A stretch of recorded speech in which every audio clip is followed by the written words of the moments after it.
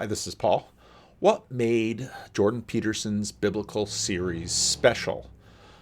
It's not an easy question to answer. It was special. I know that there are some people who think it wasn't, but that a university professor of psychology could rent out a theater and fill it. Now, some people will say, oh, that's just because at that point he had gotten famous because of C16.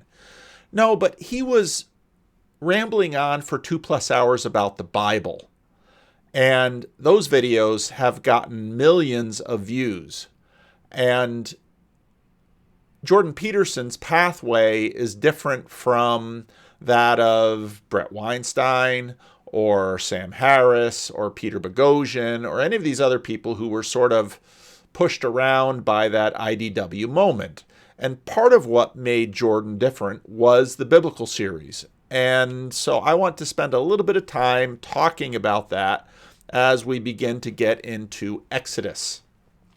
The great Anglican evangelical preacher John Stott wrote a book on preaching, and the title of that book is Between Two Worlds. And I think that title really nails what preaching is about. On one hand, you have to connect the biblical world to the audience. That's what preachers do.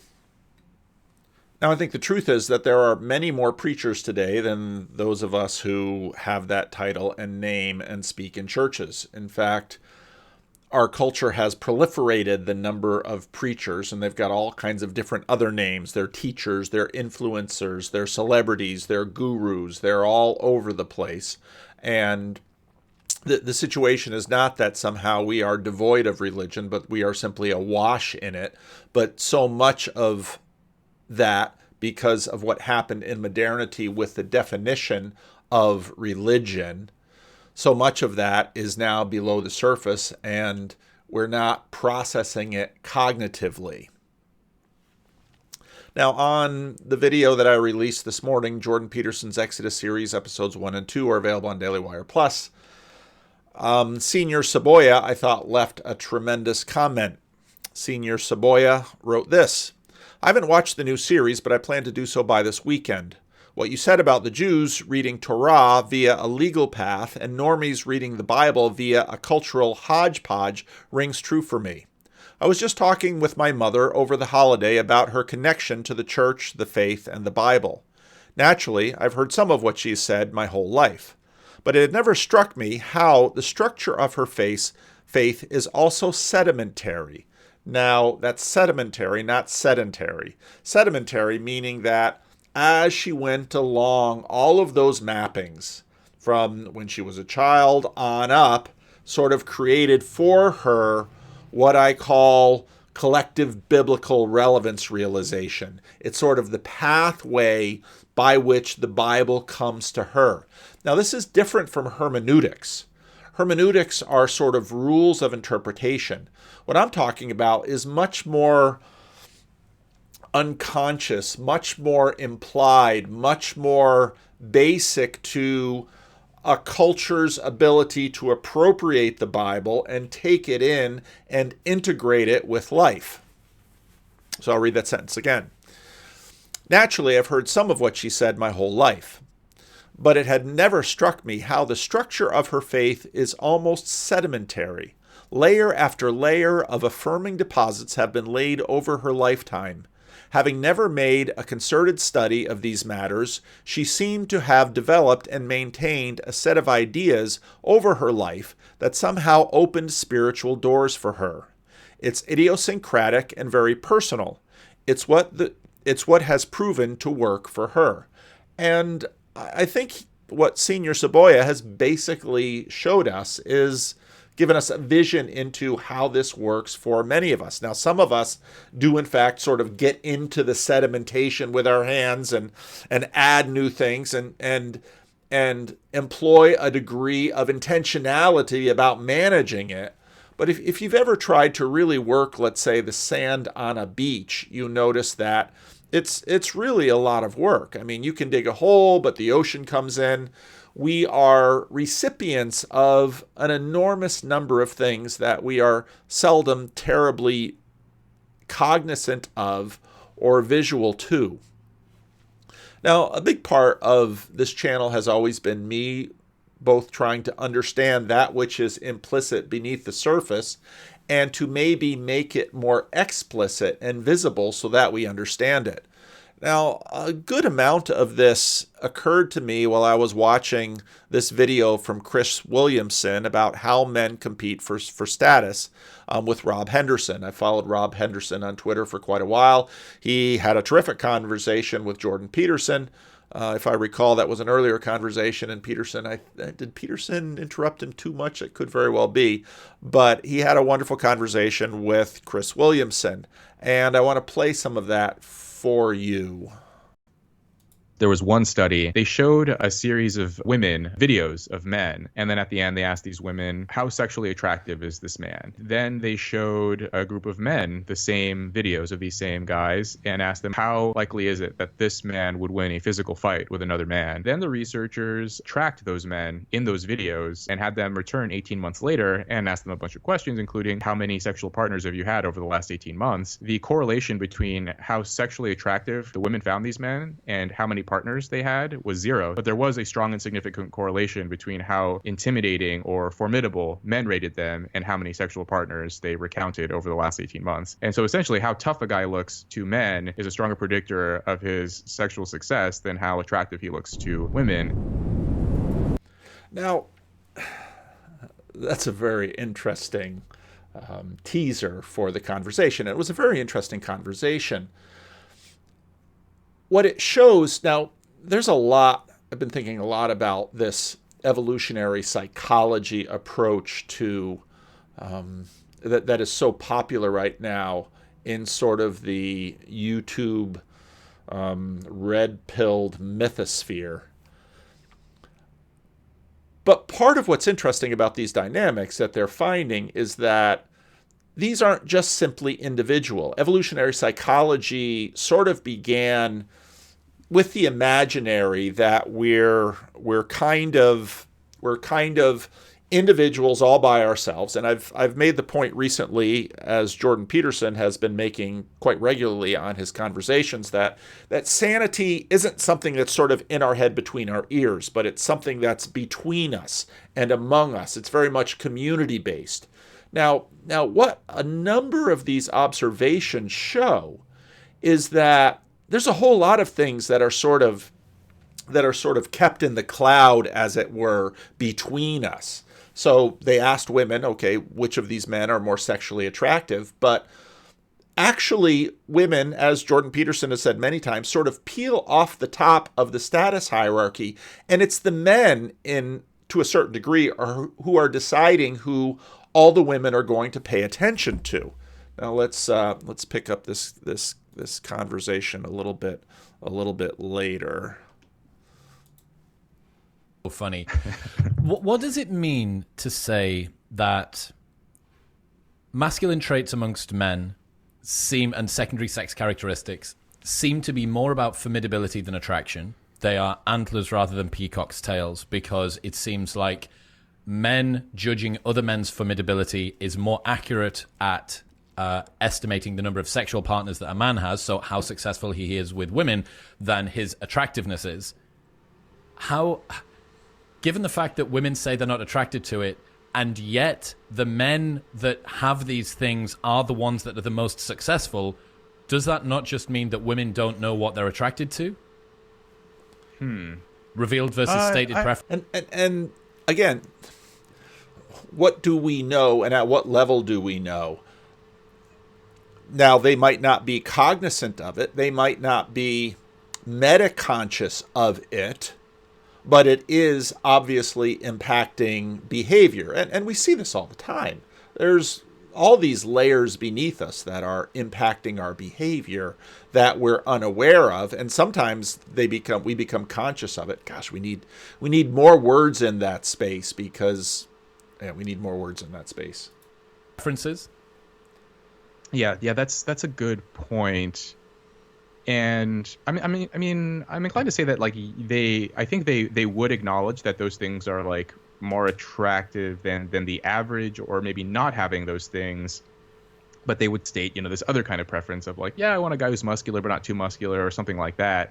But yeah, there is this. I mean, for human behavior in general, right? There's often this mismatch between what people say and what people do, and yeah, stated versus revealed preference. And I think there's something like that going on here too, where like for men, what is like the, more so than for women, a strong predictor of your sexual success, your romantic success, is your status, right? And status is this sort of amorphous, you can't look at status under a microscope or something, right? It's something that exists in the minds of other people, and people have to agree that you have it, right? Like you don't get to decide if you have it, other people do. And in this instance, throughout evolutionary history, it seems that men have been the ones to confer status on other men more so than women. And I know that Jordan Peterson's made this point too about like how, there are sort of these dominance or competence hierarchies, and women sort of use those. They sort of use this as a sort of cognitively outsourced, this burdensome task of picking an attractive partner. They just filter the guys off the top of the hierarchy. Exactly. And they don't oftentimes women don't even know or care what the contest is, right? I make this point in that article about how a lot of women don't even they don't like sports or they don't watch sports, but they still find athletes attractive, right? Dude, they're like, I don't know what you're doing out in that field, but I love athletes. How fucking good? How good would it be to create, right? And you have this huge pool of men, 100 men over time, and it's like a round robin type scenario, and then it's knockout stages all the way to the top, and then get the women to rate the attractiveness of the men over time, and maybe run that a bunch of different times and run different women through and see if the guys that won a competition which was completely based in luck are the ones that are given more attractiveness. And if you can have someone, you could have to control it somehow where you had attractiveness before and attractiveness after. How much does winning a completely arbitrary game improve your attractiveness to women? It's a good question. I think that so if you were to carry out that experiment, you would need to have. He talked about a coin flip. It just didn't want to waste the time of him setting it up. You need to introduce an additional element, which would be other men respecting the winner. I think that's a key component here. It's it's not just winning the contest; it's winning a contest that matters to men in particular, right? Like if you win the coin tossing contest or whatever, and you have a bunch of other guys being like, "Oh, that was incredible, man! That was all high fives." Yeah, you need to observe them being competitive, pedestalizing the person that won. Yeah. I think that is the that would actually be the key here for women. Sort of the variability of their attractiveness ratings would shift somewhat based on that. And I think basically there's just interesting papers on this about how so the sports competition is one where maybe women aren't particularly interested in sports, but yet they find athletes attractive.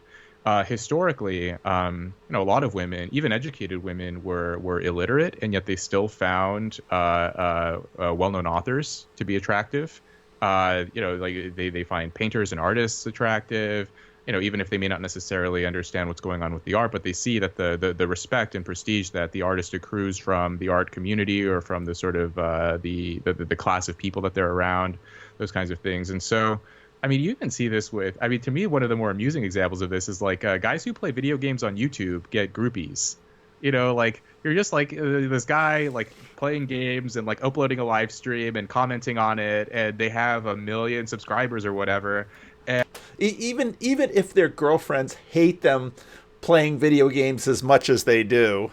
And I've seen news coverage and media articles about yeah, he's a 19-year-old kid who plays video games all day, and he's getting love letters and girls messaging him on Instagram and all this stuff. And it's if he was just a dude sitting at home playing video games, he wouldn't get a single love letter, right? But the fact that he has 1 million other nerds out there saying oh, I love you, man, you're We've pre-selected this as the king of our group. Well, yeah, it's so funny because the king of the gamers. Yeah, the same accusation that's thrown at men as them retreating from society and not being a viable mate for women, video games in the basement, spending too much time on screens.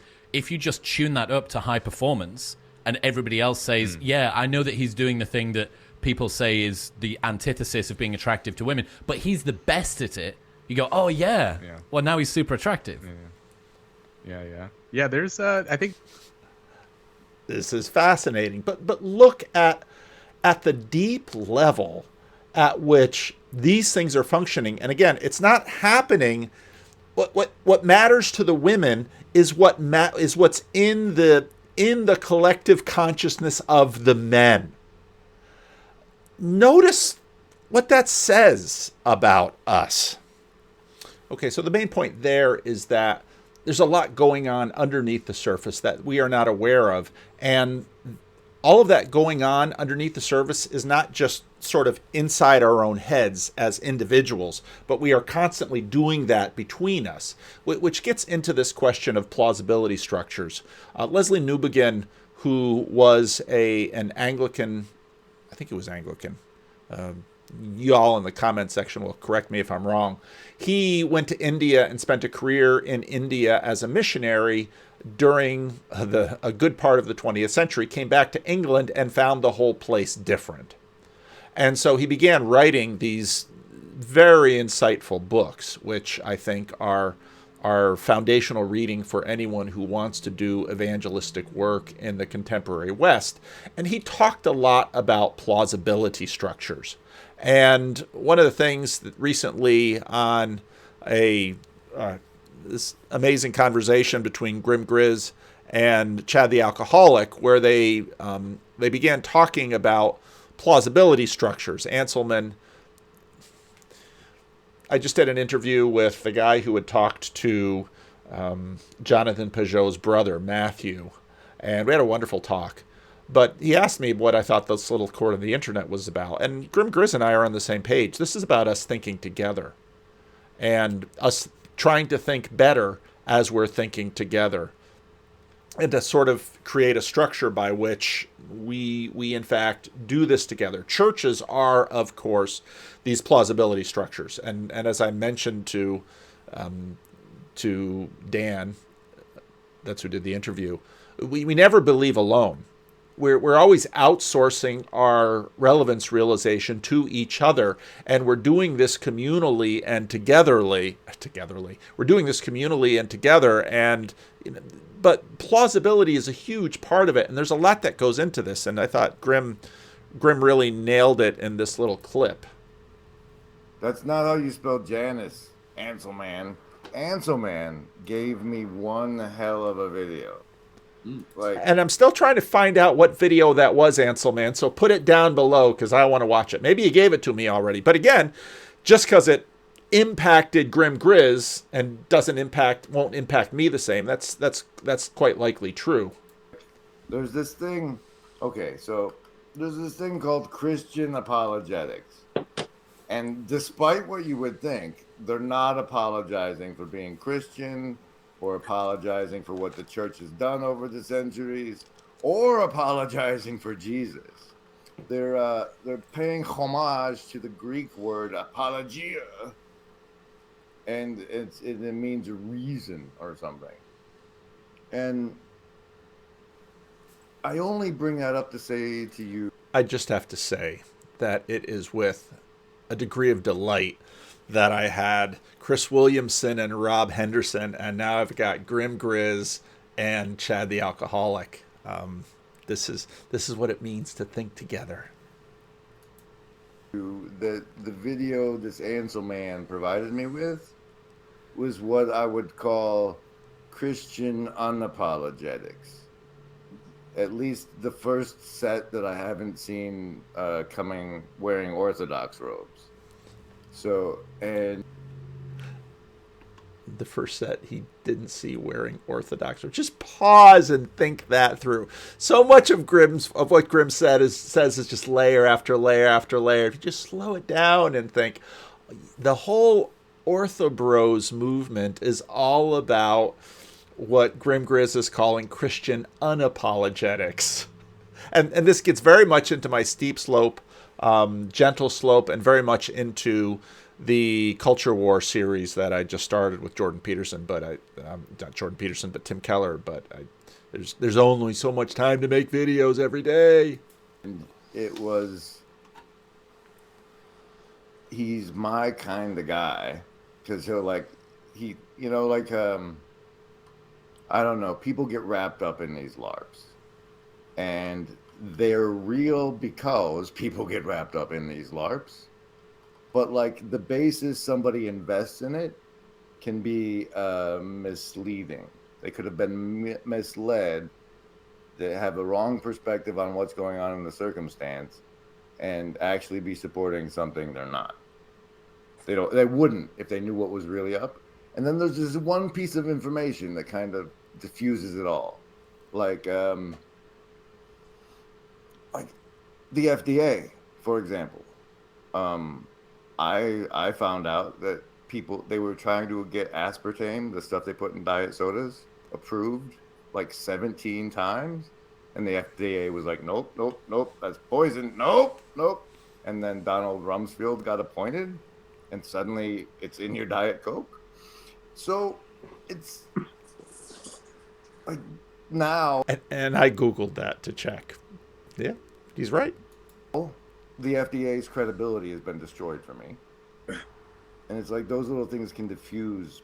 And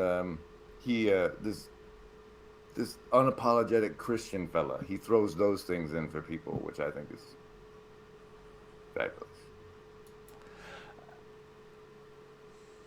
It's not called... Up. Someone else hijacking my video.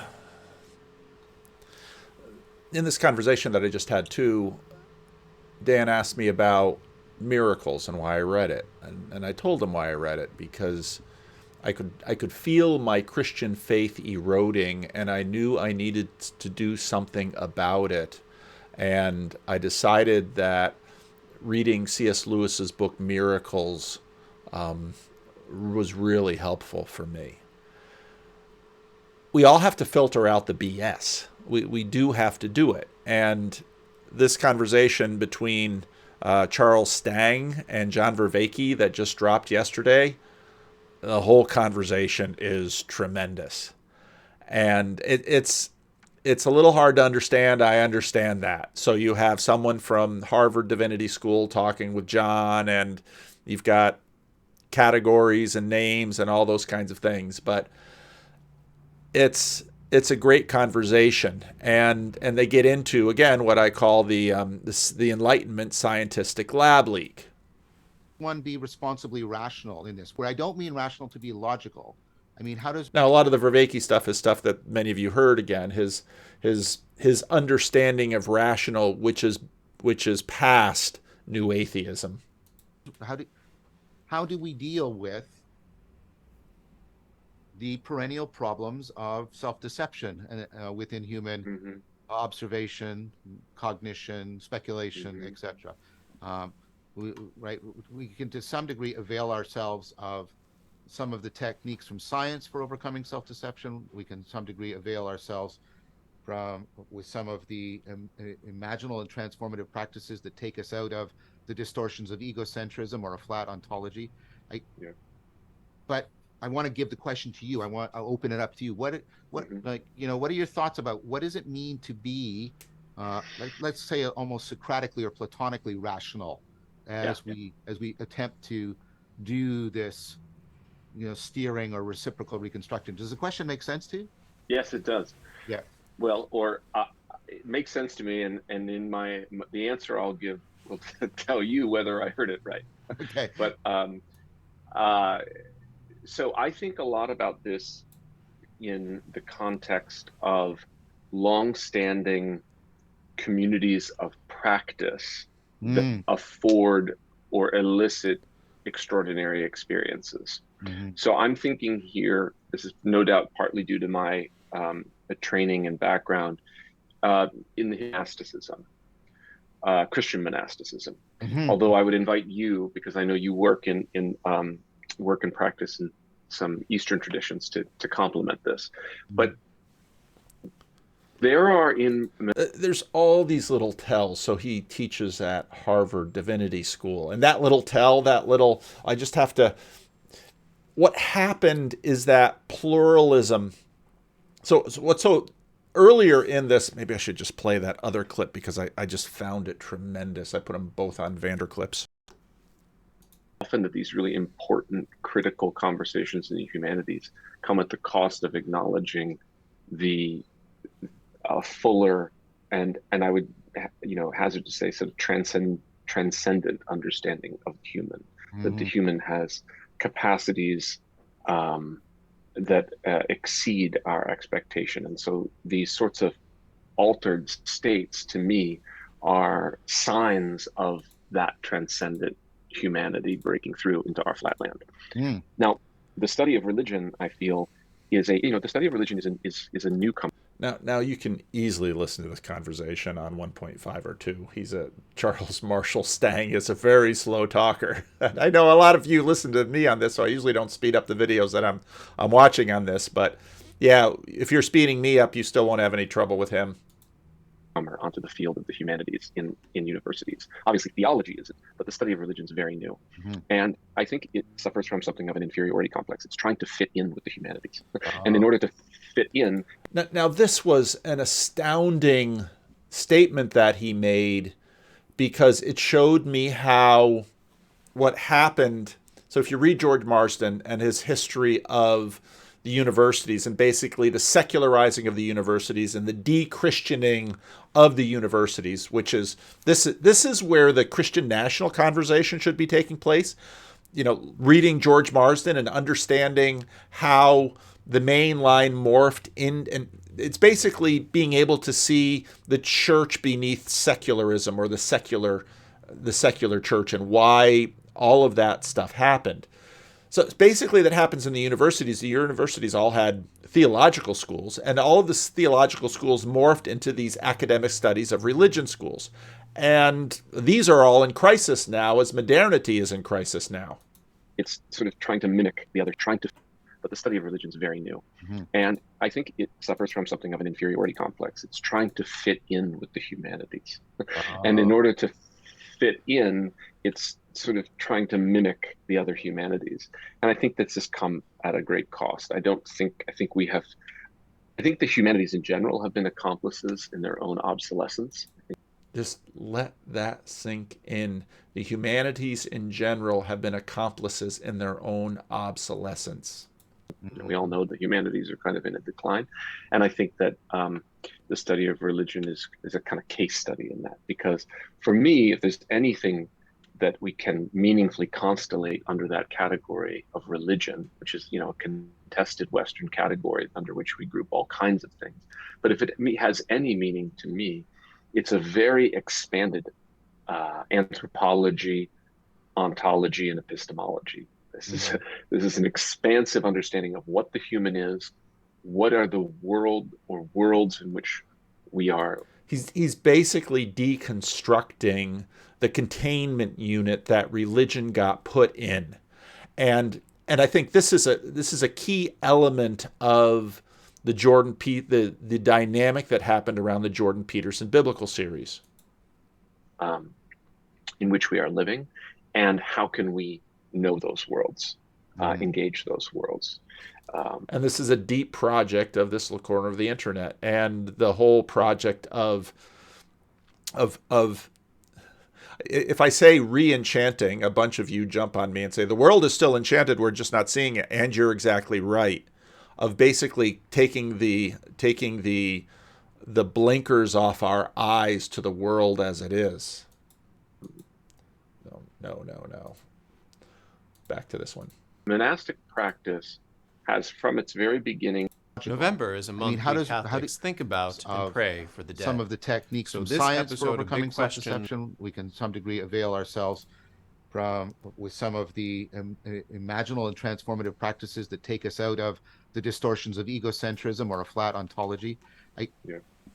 But I want to give the question to you. I'll open it up to you. What are your thoughts about what does it mean to be let's say almost Socratically or Platonically rational as we attempt to do this, steering or reciprocal reconstruction? Does the question make sense to you?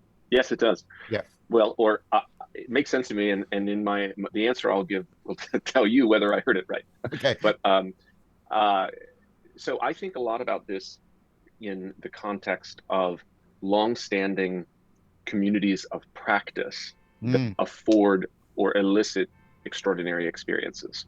So I'm thinking here, this is no doubt partly due to my training and background in the monasticism, Christian monasticism.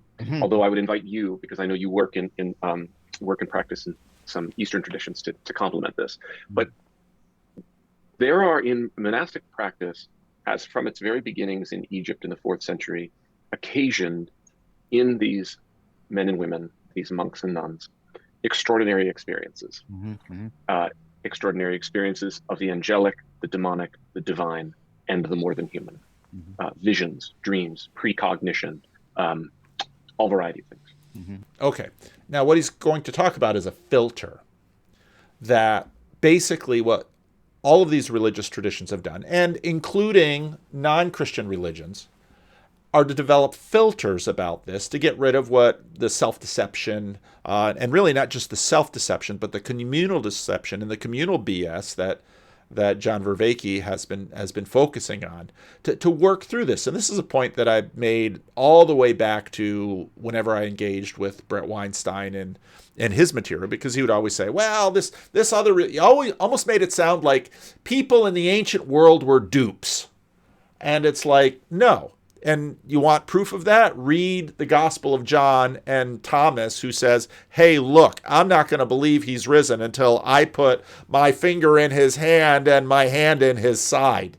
People in the ancient world weren't dupes. And in fact, with all of the experience of what today we would call supernatural, they, of course, had different frameworks within which they understood this. They had all sorts of ways of thinking about that productively and filtering through it. And now, again, back to the communal element, filtering through it communally. And this is, again, we're taking sort of John's relevance realization and taking it one level up in terms of consciousness and practice. And this whole video with Vervaeke and Stang is absolutely tremendous. Just listen to it at 1.5 speed. It's absolutely tremendous, and they go into ritual and the role of ritual and all this. It's a tremendous conversation. But the point that he makes here is that all of these traditions had filters, and they used them.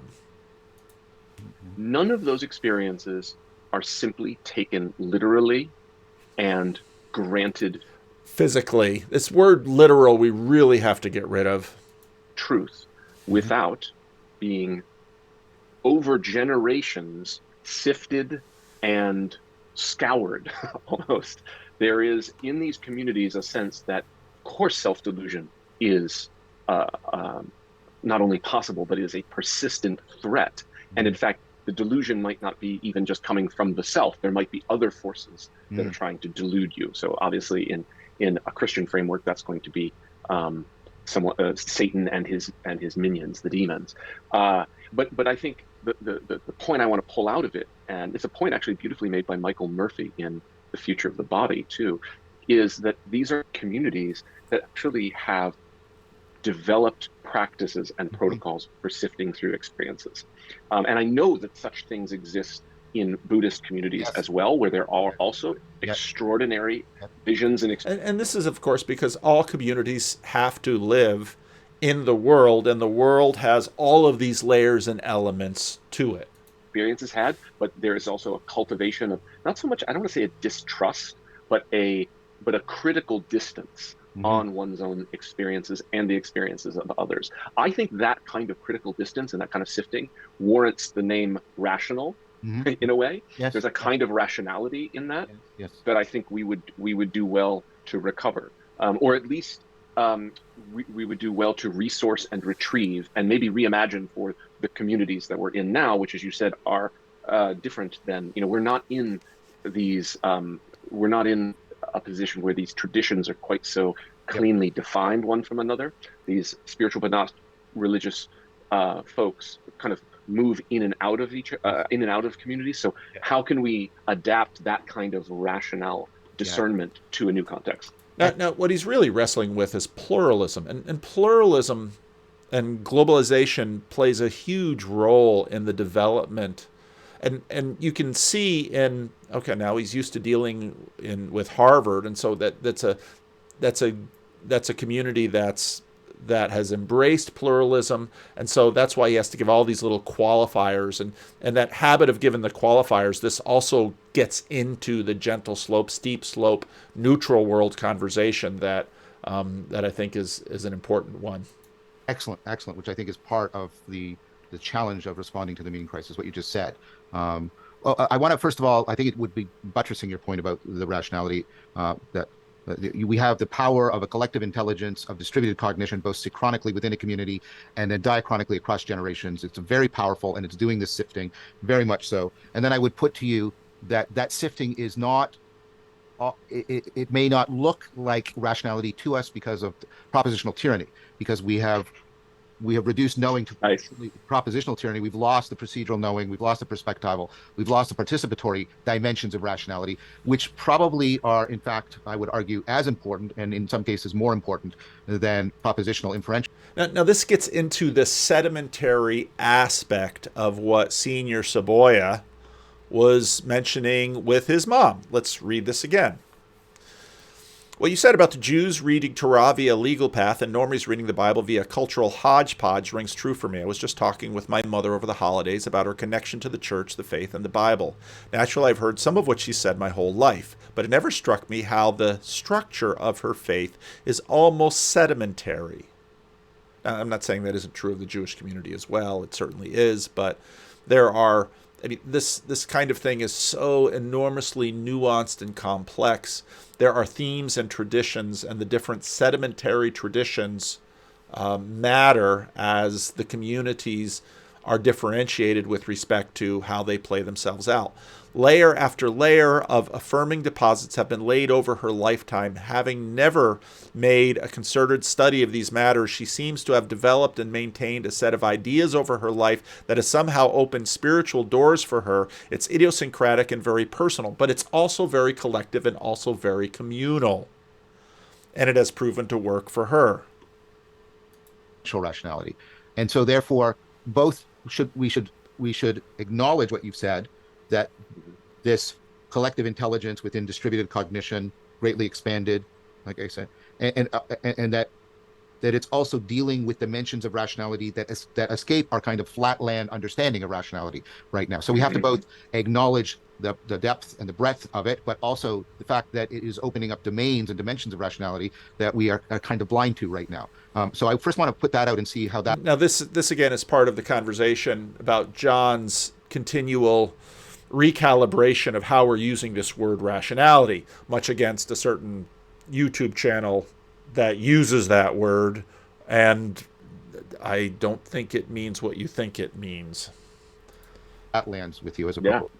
Yeah. So earlier when I was complaining about a sort of a diminished anthropology, ontology, and epistemology that to me is sort of afflicting the study of religion and the other humanities, if I would just focus on that last one, a kind of diminished epistemology, what you've just said lands very poignantly for me, which is I feel as if, as you've said, there's a kind of propositional tyranny that has flattened rationality. Yes. And so under the banner of an expanded epistemology, how we know, I would want to include these efforts to expand rationality. What are the modes of reasoning that we might not, as you said, recognize anymore as reasoning, yes, but are deep forms of reasoning? Yes. What do they look? And can we recover these and redeploy them? And this is what happens with Senior Saboya's mom, is that this is the rationality that's happening, whereas she's maybe not intentionally digging in and reshaping the sediment. She is engaging with it, but that's happening as a community, and that's shaping her. Just like the men are deciding which men will be at the top of the mating status hierarchy. Meaningfully today. Yeah, for me, I think of that as a sapiential notion of rationality, yes. And therefore it ties to the earlier claim that therefore there are ways of disclosing the world, and in that sense knowing, that require transformation and transcendence. That like we have lost, let me call it a contemplative axis of ratio, and we reduced it to the computational, and then it has been further reduced, as you said, within the humanities to a kind of communicative thing. And so we've got this reduction. Now, for me, when you sort of, I mean, you're going to start, I think I would propose you're going to start moving towards something like a virtue epistemology, because virtues combine propositional beliefs with procedural skills, with perspectival, states of consciousness, states of mind. And it's going to be communities of virtue. It's going to be communities that reinforce, discipline, enforce, encourage, promote, with participatory character traits, and that we understand that. And the fact that virtue epistemology and virtue ethics are taking off right now, I don't think is a coincidence either. I think it's an attempt to try and get back to, can we broaden our responsiveness to normativity to include beyond our propositional commitment to sort of logical coherence and empirical adequacy. So I think that's an important thing to note. And then I want to now bring it back to engaging with it, because for me, like the thing that, well, like when I'm reading Plotinus, I aspire to being like Plotinus as a writer and a thinker, just like I aspire to being like Socrates as a person. Those are my two big aspirations. Okay, now I know for some of you, Vervaeke is hard to follow. We're just transitioning now into the transformational, which is sort of the secular word to talk about conversion, to talk about life change that happens deep and wells up and transforms. Now, even as in some ways the collective biblical relevance realization is a slow process of, let's say, sedimentary development, these moments of transformation can be quick. And a lot of the shift happens sort of when the collective biblical relevance realization really moves suddenly and something is introduced into it. And these things can come on us. Let me grab it. So Bethel McGrew had an appearance on the Beckett Cook show. I didn't know who Beckett Cook was. He showed up on the Abide channel. That's within the sphere of our own little culture war in the Christian Reformed Church. But so then I started reading his memoir. So I started reading Beckett's book on his conversion, and wow. Chapter 2, Deus Ex Machina, Conversion. It was as though a light of confidence flooded into my heart, and all the darkness of doubt was dispelled. Augustine, Confessions. The Lord is my strength and my song, and he has become my salvation. This is my God, and I will praise him, my Father's God, and I will exalt him. Exodus 15:2. The moment of truth. On September 20th, 2009, that peculiar day I found myself in an evangelical church for the first time, I sat in the auditorium, listening intently as the pastor began his sermon from the Apostle Paul's letter to the Romans. I, along with the rest of the congregation, was captivated. As he preached, every sentence that came out of his mouth resonated as truthful to me. It was strange, and I had no idea why.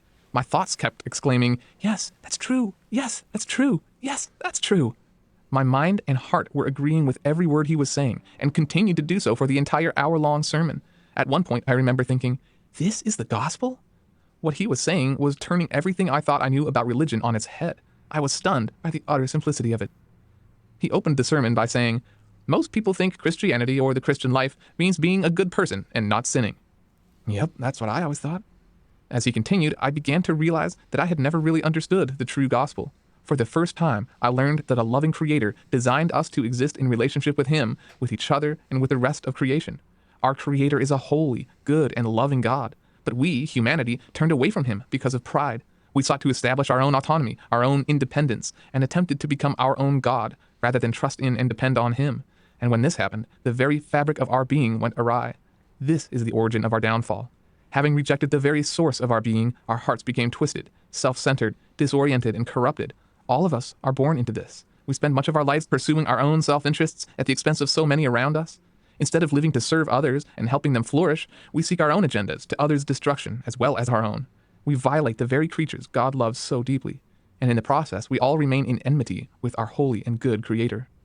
I had seriously misunderstood the Christian religion to be all about man trying to morally perform in his strength to be approved by and made acceptable to God.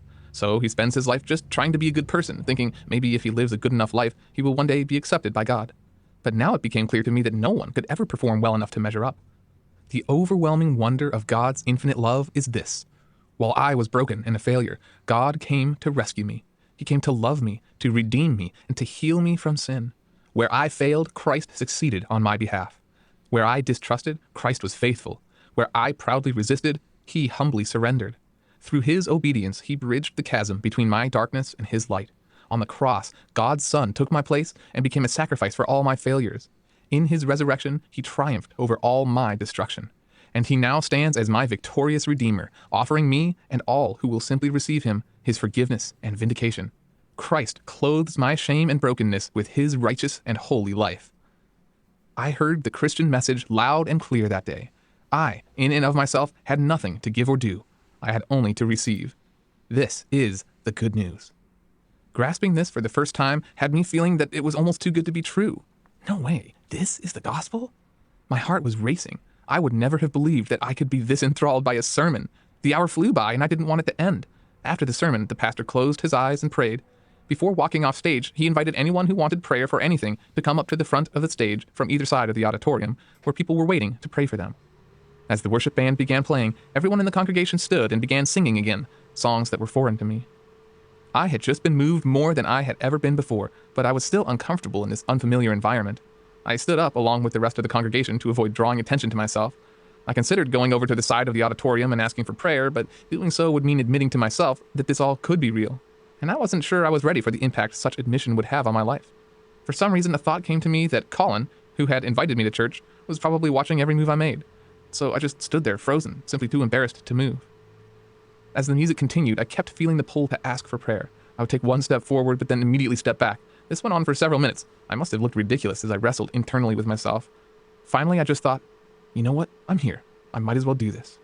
So I walked down the aisle to the right side of the auditorium and went to the nearest person I could find on the prayer team. I said, "Hi, I'm not a Christian, and I don't know what I believe, but I'm here." He responded immediately, "Okay, let me pray for you." He laid his hands on my shoulders and uttered a long and powerful prayer. I don't remember exactly what he prayed, but I remember thinking, why does this stranger care about me so much? There was such a sense of love in his words and tone that I was deeply moved by it. After he finished, I thanked him and made my way back to my seat. The congregation was still standing and singing, then they began lining up to take communion. But reeling from all the stimuli and feeling unsteady on my feet, I sat down to let my mind process it all. Okay, so classic story of Christian conversion. This gay man in a mega church who, suddenly turns his life 180 degrees around, and he's raised Roman Catholic, and now he's in a mega church. But this transformation is what we're talking about here. And now, in his case, he had all these sedimentary layers, but then a transformation comes and it just sort of changes it. And how he describes it is a complete change of perspective, even though he had gone to Catholic high school and all of this stuff. Now suddenly, whoosh, transformation occurs and his life is completely different. And his life is completely different in terms of what he does now compared to what he did before. Divine doubles. We could perhaps comes back to that in a minute, because I do want to make a connection between rationality and aspiration, and then get into the divine double. But before so aspiration for him, suddenly there's a new vision of who he is and what he is. Say that, like when I'm reading Plotinus, it took me a while to realize this, and then I was able to do the same thing with Spinoza, who seems like the most computational of all philosophers, but in fact he's not. He's ultimately talking about love, which is and participation in God. And I think Claire Carlisle's book on Spinoza's religion is a masterpiece about that. Just fantastic book. But when I'm reading Plotinus, it's like I'm simultaneously getting an argument in the traditional sort of premises leading to a conclusion, and I'm going through an imaginal spiritual exercise at the same time. Like, and the text doesn't feel cacophonous or disjointed. And then I'm thinking, I want to be able to take the stance that affords me having that kind of rationality. Do you know what I mean? Yeah, right. And so that to me is something exemplary. And I think the whole Neoplatonic tradition. I mean, of course, there's variations in it, but there's very often that concerted effort to make something simultaneously an argument and a spiritual exercise. I think Proclus's Elements of Theology is doing the same thing. Absolutely. In a deep way. And then part of what I'm saying is that we have often, and this is a way of extending Pierre Hadot, we've often misread these ancient texts, and especially Plato, because what we do is we lift the argument out out of all of this. Okay, so now notice, this isn't just hermeneutics. This is, what he's saying is that our entire culture has misread the text. And this was, of course, Pierre Hadot's great insight. And you'll hear Pierre Hadot's name dropped by John Vervaeke. You'll hear it dropped by Bishop Barron. Pierre Hadot begins to realize that, wait a minute, there's a lot more stuff going on in this ancient world. We just don't have eyes to see and ears to hear. Spiritual exercise. Now, thankfully, third wave Platonism is now correcting that. The work of Gonzalez and Highland and Kirkland and Ruchik and all of those people that I'm doing a lot of work with, like I'm making use of their work. But it's like I'm trying to say that there's kind of this recursive, insidious thing that the flatland thing actually prevents us. It makes us misread the texts that might exemplify for us. And it's beautiful that flatland is a sedimentary area. The kind of rationality we need to get out of the flatland.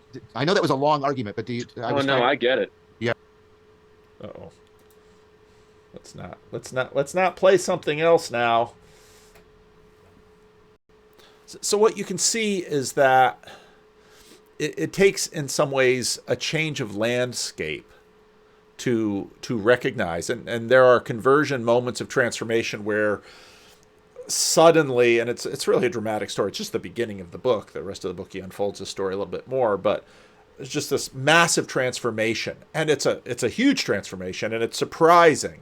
But there's also sort of these sedimentary levels that come.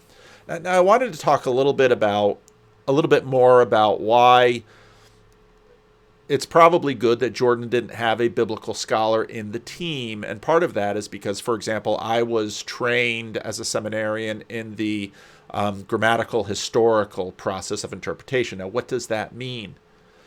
Grammatical historical is basically modernist, because you had to, in modernity, this was the attempt to sort of try to keep the church from falling, from getting taken away. And of course, Gresham Machen, Christianity and liberalism. I mean, that's a story of that whole process of fundamentalism and eventually evangelicalism, and the attempt to not yield completely to modernity. And so the sort of justification that they would have in terms of the Bible was to either look to the grammar of the text, which could not be denied because there it is. Well, there's grammar in the text and you can look at that level of meaning, or to relate the Bible to history, okay? To the type of modernist history that we as a culture had faith in. And so when Cosmic Skeptic comes in and says, well, we should probably pull it up. An atheist. So, does Peterson think that the events of the Bible are fictional? Or does he think that they really happened? Okay, right there you get 200 years of modernist biblical scholarship. Because that then is the obsession. Because in the interest of the fundamentalists and the evangelicals, if you can show that the events of the Bible really happened, but nowhere does anyone pause to say, what do we mean by really happened? Now, for me to ask the question, suddenly a whole bunch of New Ageists would come and say, you're an obscurantist. You're trying to obscure the plain meaning of what really happened. And you can get the same assault from fundamentalists or evangelicals if you play this in a different way. But the whole point is concordism. And I've used that word before, and some people have asked, well, what do you mean by that? Well, is there concordance? And this very much lines up with John Vervaeke's the rationality that John Vervaeke is deconstructing and showing to be skeptical, because postmodernity basically undercut this already and said there is no monarchical vision from which you can sort of see the world as it is, and so then say, did these things actually happen or really happen, or any way that you want to say them. Now, many people for a very long time, in fact, this conversation goes back a long ways, because just as Charles Stang noted, throughout history, people have understood that there's lying and dupes and disinformation and all sorts of things. And so, yes, when Doubting Thomas comes in and says, yeah, y'all saying he resurrected, but unless I see the nail prints and touch his side, I ain't buying it. And there was one, I can't pull up the comment right now, but there was one person who basically said, again, in one of my comments, he says, yeah, no, resurrection, dead people stay dead. Maybe I saved that. Maybe it was on Twitter. I don't have time to find it. But basically, everybody knows dead people stay dead. Oh, okay. Well, so did Thomas. He knew that too. And so to have this conversation doesn't undermine, I mentioned here event character, which is the language used in the Christian Reformed Church Report 44 in the mid-1970s, that, the Bible does not retell history in a modernist way. And this is where, obviously, the new sedimentary layer, which is an old sedimentary layer, which Jonathan Peugeot is picking up and putting down again.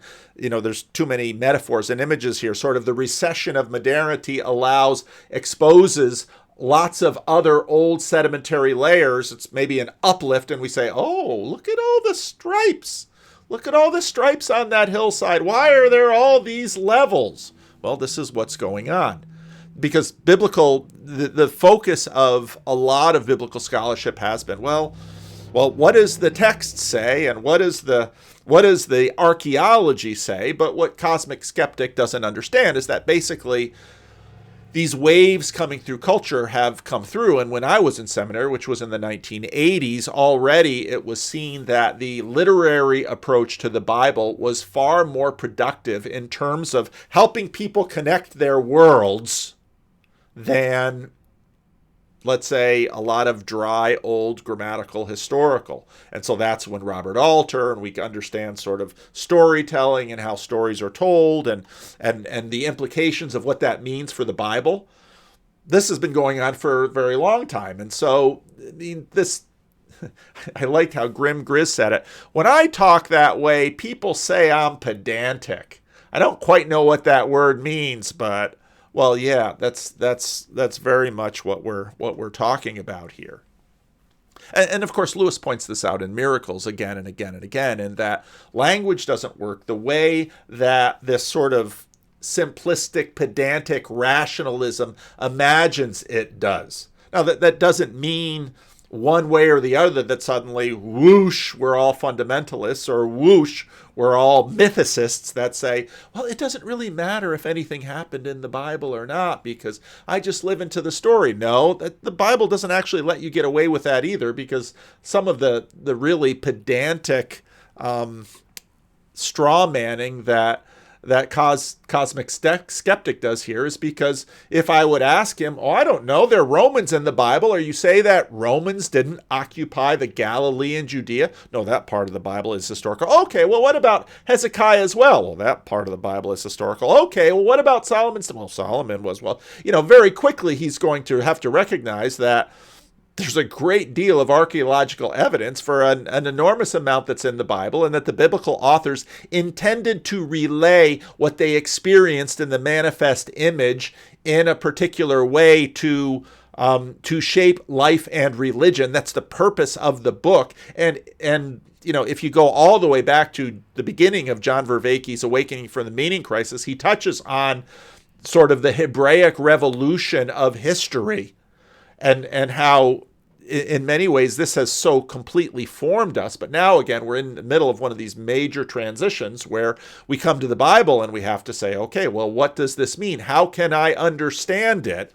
And in that way, really, Jordan Peterson comes on the scene, and there's really a new Concordism, because he brings, whereas Darwin for many was the enemy, now certainly Peterson, he's a Darwinist.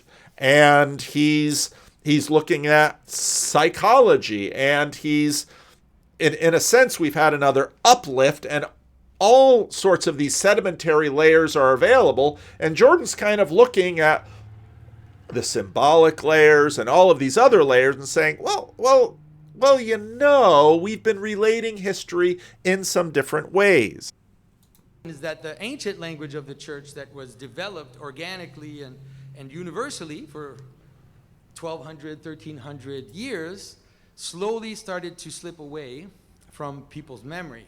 And so an image... Now what blew my mind in Jonathan Peugeot's Introduction to Christian Iconography is the realization that what all of this art was again, a language. And that they didn't have, there wasn't a central church administration that was going out and saying, okay, well, we got all these bare walls in the church and we should probably do something with it. Well, maybe we can take stuff from the Bible and put it up there. And no, that's a very modernist approach to this. That is not at all what happened. For example, that everybody knows, which is, the Michelangelo's creation of God, of Michelangelo's God's creation of Adam, with the two fingers showing, is an absolute anomaly in the history of Christian art. It's a complete freak thing that shows up. And it's a really bad idea because what it did was influence all sorts of people, like Cosmic Skeptic that says, well, Christianity imagines there's a dude that looks like Paul Vanderklay floating in the sky. No. And although we tend to think of it as some kind of model of an image, a religious image of showing God creating Adam, it's actually a complete aberration, which actually never even gave fruit in the church. Sorry that the volume is too low. It's just, I can't do much about it. So there are no other versions of that image. Whereas a traditional language is more like a poetic form. As it installs itself, it creates these patterns. And then these patterns, like a folk dance, for example, is a good way to understand it. There are patterns of movement that get taken up by people and that we can recognize in different folk dances, although there's some difference. There's a common language of coming together, of ways to move, and that is the manner in which we have to understand traditional languages of art. They are participative. They're there to bring you into the community, bring you into a common Okay, at the end there, he's talking about the purpose of it, but I want to focus on the development of it because, again, they didn't all sit down and say, well, this is the way we're going to draw it. They're watching each other. It's almost probably pre-linguistic in their minds. It's imagistic, and they are having a conversation with each other in what they're putting on the churches. And again, there's no, well, here's the guide.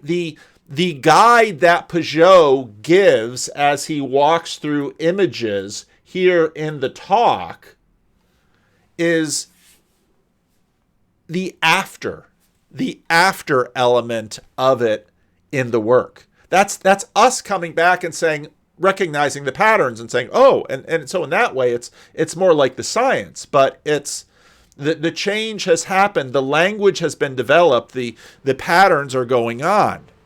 Now, what we see with the biblical lectures are this development in action. And in some ways, the Jordan Peterson biblical series were like an earthquake. And suddenly there's a rupture. And, in some of my early conversations with Ron Dart, I said in some ways Peterson's like a Luther. And that, well, there's all this stuff pent up, and you can read the pre-Reformation history. You can look at Wycliffe. Wycliffe had elements of it, but in many ways he was a devoted churchman in the Catholic Church. Huss was an early eruption, but that one got suppressed, and by virtue of the political nature of where Luther was and his prince and all of this, he couldn't get suppressed, and it exploded. Well, Jordan Peterson wasn't as large an explosion as Luther by any means, but it was analogous in that, well, suddenly there was sort of a new breakout in collective biblical relevance realization. And that's what happened in the first biblical series. He added a powerful new sedimentary layer that made the Bible plausible in a way that it never seemed to be before. Now, maybe I just made this slide a couple hours ago. Maybe instead it was sort of an uplift that we had, that suddenly a lot of what he does in the biblical series is not only sort of add another layer, but go through some of the old layers and say, look at this, look at this, look at this. And of course, just like when you have an uplift, new layers come on to the exposed surface, and transformations have come from this.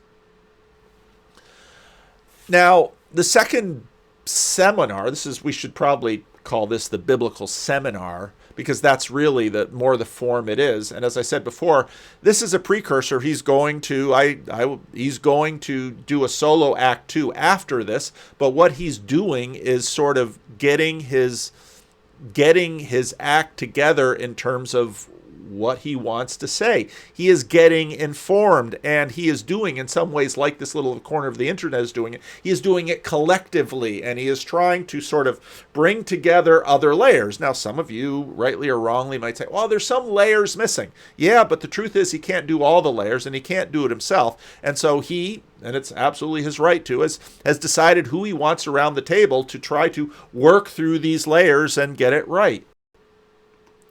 As I read on my Substack, and again, I think so often with me, it's not until I write it or it's not until I speak it that I sort of know it. Jordan Peterson has managed to better inform his biblical reading without blunting his own fresh observations. The goal isn't to contribute to modernist biblical scholarship, but to refresh the practice of lay Bible study. In other words, he's participating in the sedimentary process of collective biblical relevance realization. That's really what's going on. It has the sort of wild and diverse qualities that the best Bible studies have to offer. Here, with an interesting cast of diverse perspectives contributing, connecting regular people to hear the Bible speak to them in their own context. And again, he's adjusting the sedimentary. See, now at the end of the video, I'm going to have the title. It's going to be a weird one, but it's going to be Sedimentary Collective Biblical Relevance Realization. That's really what we're talking about, and that's why maybe I should have the why question be the title of the video. That's why the biblical series is so impactful. Let me know what you think. Am I right? Am I wrong?